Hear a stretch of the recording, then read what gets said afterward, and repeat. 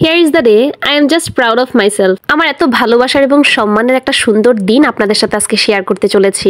আজকে ফেবার ক্যাস্টেলের পক্ষ থেকে ব্র্যাক লার্নিং সেন্টারে আমাদের একটা কনফারেন্স অথবা ওপেনিং বলতে পারেন।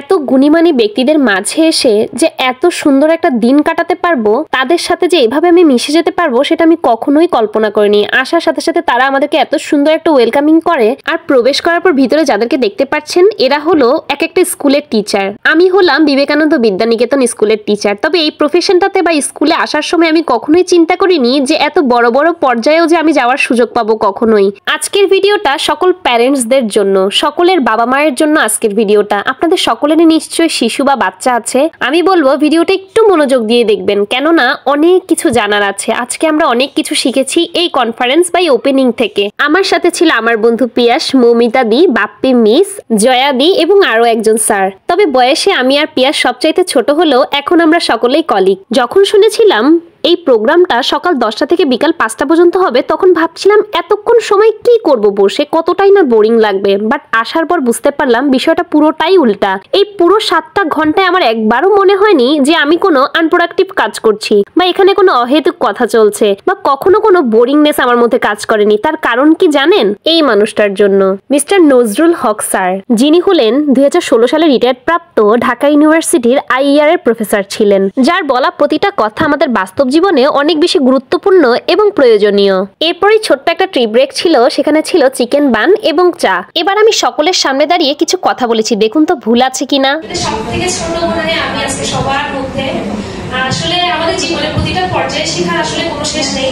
তবে সেই শেখার জায়গাটা যদি আমাদের ফ্যামিলি যদি অনেক বেশি এনকারেজ করে যে না, যে আমার বাচ্চাটা ভালো পারে, বা বাবা মার থেকে আসলে অনেক বেশি বন্ধু সুলভ হতে হয় বিষয়টাতে, যেমন আমি ফ্যামিলি থেকে পেয়েছি, সেই জিনিসটা শিখতে পেরেছি বলে আমি আসলে বাচ্চাদেরকে শিখাতে পারছি।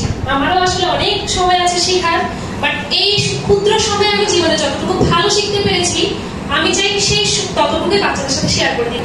আমাদের হচ্ছে সারাদিন অনেক সবাই ব্যস্ত, সেই সকল ব্যস্ততার মাঝে সেই স্ট্রেসটা যেন আমরা বাচ্চাদের সাথে না দেখাই। যে সময়টা তাদেরকে আমরা শেখাবো, অনেক আনন্দ নিয়ে শেখাবো, কারণ বাচ্চাদের থেকে আমাদের অনেক কিছু জানার আছে। অনেক বাচ্চা অনেক বেশি ক্রিয়েটিভ, কিন্তু আমরা সেটা তাদেরকে বুঝতেও দিই না, আমরা সেটা তাদের থেকে বের করেও আনি না। এমন মনোভাব হতে হবে যে আসলে তাদের মধ্যে কি আছে সেটা আমাদের থেকে বের করে আনতে হবে, এবং খারাপ গুলো বাদ দিয়ে শুধুমাত্র তাদের ভালো গুণগুলো নিয়ে আমাদের তাদের সাথে চর্চা করা উচিত। ধন্যবাদ।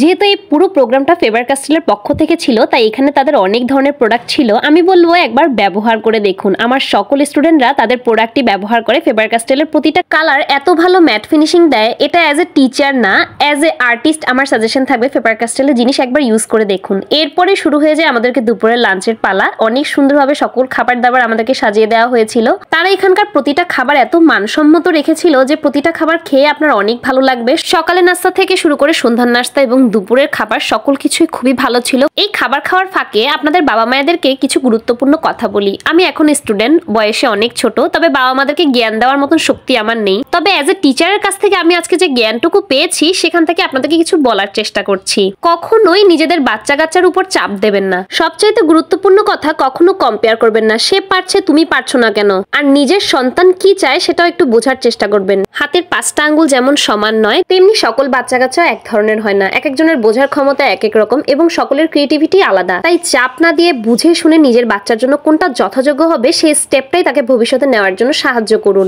সকল কাজ শেষে আমাদেরকে একটা টি ব্রেকের পর একটা অ্যাসাইনমেন্ট দেওয়া হয়েছিল, সেটা আমাদেরকে ব্রিফিং করতে হবে, একদম বুঝিয়ে দিতে হবে। প্রতিটা স্কুল ভিত্তিক এক একটা গ্রুপ বানানো হয়েছিল, আমাদেরকে একটা রঙিন কাগজ দেওয়া হয়েছিল, তার মধ্যে আমাদেরকে আমাদের পুরো প্রজেক্টটা বুঝিয়ে দিতে হবে। আমরা একটা প্রজেক্ট বানিয়েছিলাম, সেটা হলো কিভাবে শুধুমাত্র একটা সাবজেক্ট ব্যবহার করে একটা বাচ্চাকে একদিনে অনেক কিছু একসাথে বোঝানো সম্ভব খুব ইজিলি। অ্যাজ এ টিচার আমার মনে হয়েছে বাচ্চারা শেপ এবং নাম্বার, এই দুইটা জিনিস অনেক তাড়াতাড়ি বুঝতে পারে। আর গত 3 থেকে 4 দিন আমি এতটাই অসুস্থ যে এই পুরোটা দিন যে আমি এত সুন্দরভাবে ট্যাগল করতে পারবো সেটা আমি ভাবতেই পারিনি। এই সুন্দর একটা ছবির অংশ যে আমিও, এটা ভেবেই আমার ভালো লাগছিল। সবশেষে সকল টিচারদেরকে সার্টিফিকেট এবং ফেবার ক্যাস্টেলের পক্ষ থেকে অনেক সুন্দর সুন্দর গিফট দেওয়া হয়েছে। আর আমরা সকলে এবার সুন্দর একটা দিন কাটিয়ে একসাথে বাড়ি ফিরছি। আর বাসায় এসে ফেবার ক্যাস্টেলের এই সুন্দর কফি মগটা আপনাদের সাথে শেয়ার না করলেই নয়। Good night.